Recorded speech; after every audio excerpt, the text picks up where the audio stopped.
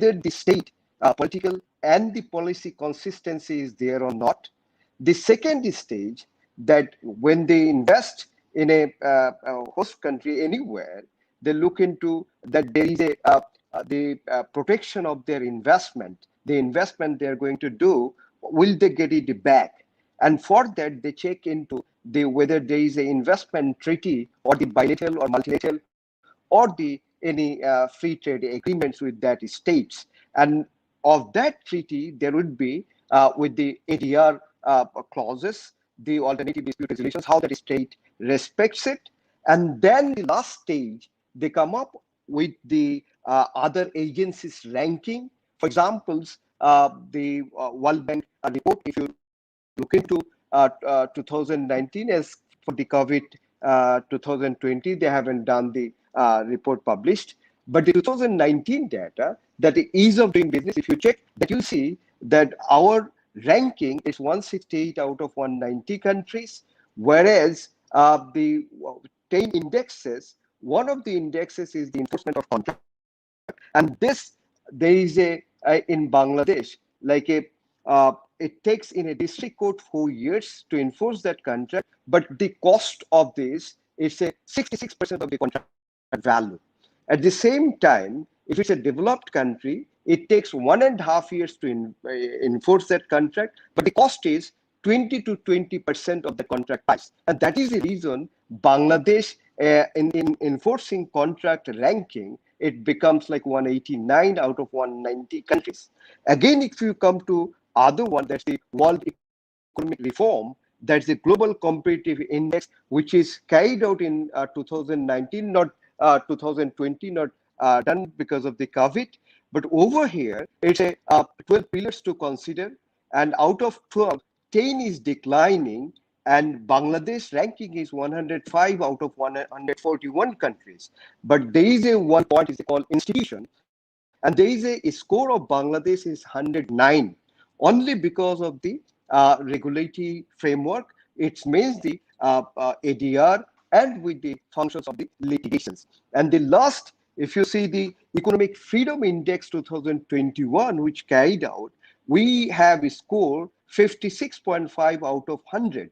And that's, there are 4 pillars they considered into it. One is rule of law, governing government size, regulatory efficiency, and the open market. The problem with us is the rule of law and the regulatory efficiency. Again, it comes to the ADR. But over here, they assess the countries with the most good one with the free and the most free and the mostly unfree economic freedom. And those are the countries below 60, and this Bangladesh, because it's got 56.5. So it's a mostly unfree economic, the economic freedom enjoys.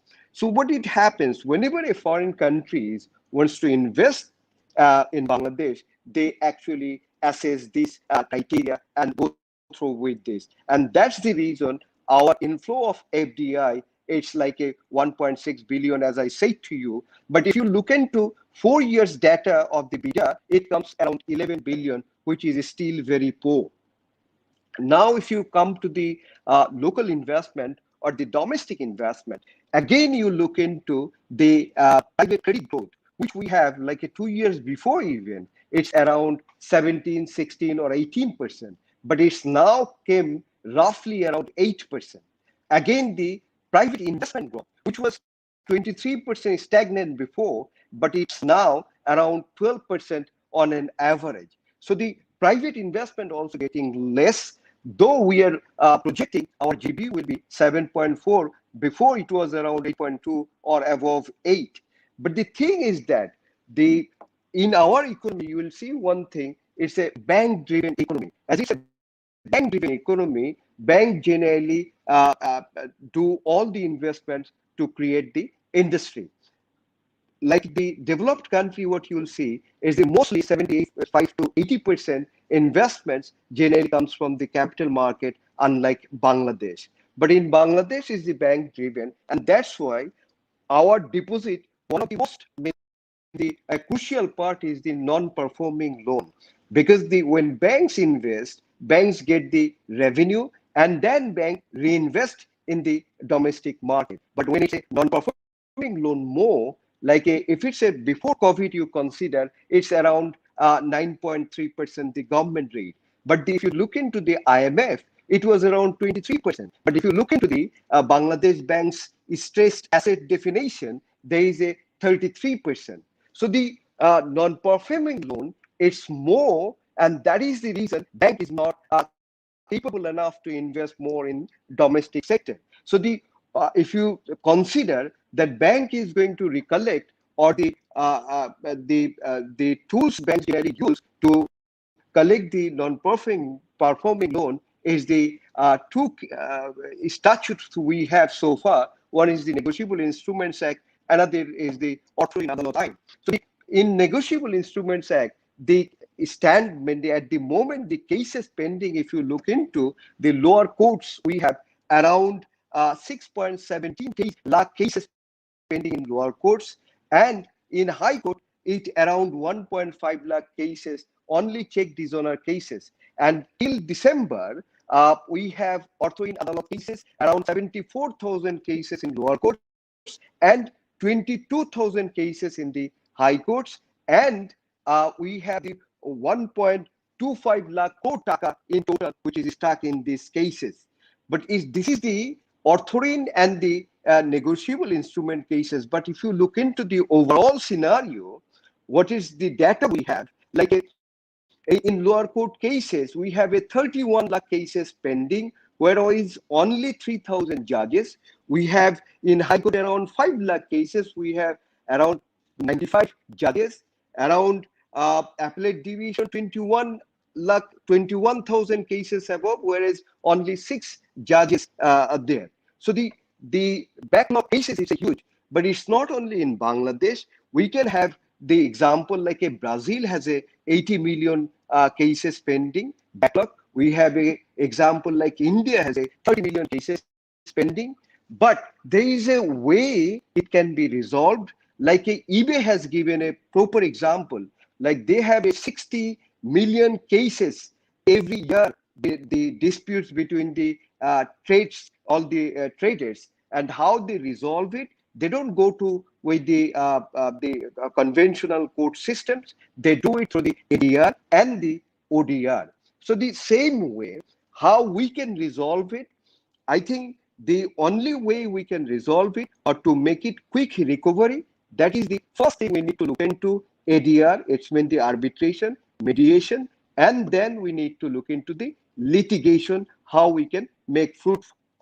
But first of all, if we come to the litigation part, there are some statutes which should be amended, and I think the government has taken the initiative to amend it. For example, Foreign Exchange Regulation Act 1947, we have a Foreign Private Investment and Protection Promotion Act 1980. We have the Income Tax Ordinance 1984. We have the Customs Act 1969, Ortho in Adalat in 2003, Financial Institution Act 1993, among Bank Companies Act 1991. Above all is the Arbitration Act 2001. But most of the statute, government has taken initiative to amend it, but I think the arbitration should be taken very quickly. Above all, there are other things we need to improve, I think, as Mr. Chaudhary has already mentioned it, like in arbitrations, the litigation cases, if you look into the Singapore here, in Singapore 2015, what they did, they have a separate commercial court for the Singapore International Commercial Court. But same way, we can have it for the to enforce the contract, we can have a separate commercial courts. What I think the government should take into consideration. In relation to mediation, as Mr. Chaudhary mentioned, that there is a amendment in CPC in 2012 by 89A, but still we don't have the rules for it. But I think this rule should be prepared as early as possible. And another thing, we should be signatory in the UN Mediation Convention, as popularly known Singapore Conventions. That's what we're not signatory yet, but we have to be signatory there. As well as there are in Arbitration Act few changes, I think it's mandatory we need to do it, as India did it in 2015, their Arbitration Act 1996. So there is a section 2B in our Arbitration Act, the definition of court. India did it on the High Court, and the as Mr. Chaudhary mentioned about the section 3, which is any arbitration takes in Bangladesh, it means the place of arbitrations will have to be in Bangladesh to apply this act, exempt 45, 46, and 47. I think that should include section 7A, which section 10 of the arbitration. Again, if you see the 7A incorporated in our country, it's 2004, but in India, 2015, they have already amended it. Irrespective of the place, they can seek for the interim remedies. At the same time, if you get on with the spirit of ancestral model law, where is a Article 17 is given the irrespective of the place of arbitration, you can seek the interim remedy. Again, section 42 to 48, where is the setting aside of arbitral award? I think it should be irrespective of domestic or the international, it should come to High Court. And there is a section 12 for the appointment of arbitrators, and section 42, I think there is a time limit, 60 days. It should be honored and it should be followed very strictly. Again, we don't have a proper institution like LCIA, ICC, SIAC, HKISA. I think the government should patronize, or the government should promote institution like this in Bangladesh. At the same time, like the Ortho in Adalat line, there is a section 22 to 25, which is a ADR.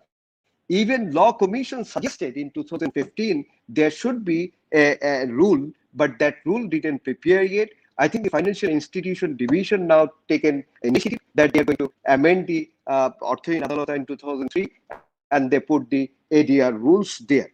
And there is another point. I think the BIAC has proposed to central bank to recover the NPL by using ADR, and there is a draft guideline given in 2018, and based on that, Bangladesh Bank also formed a committee, but no progress there. Whereas I think their suggestion was that up to 25 crore Dhaka dispute that should be dealt by the arbitration or ADR, can be mediation, and that is whether it is pending in writ jurisdiction or the lower courts through the Bangladesh Bank's guideline and the circular. But I think there should be a proper thought into it, and then this process can be started. Another thing we need to mention about the statutory arbitration, we have a statute. We have the institutional arbitration, the institution BARC, and that's in 2003 Act, BARC Act 2003, Section 40, and all the the energy-related disputes arbitration takes place in BARC, but that rules, generally BARC rules 2014.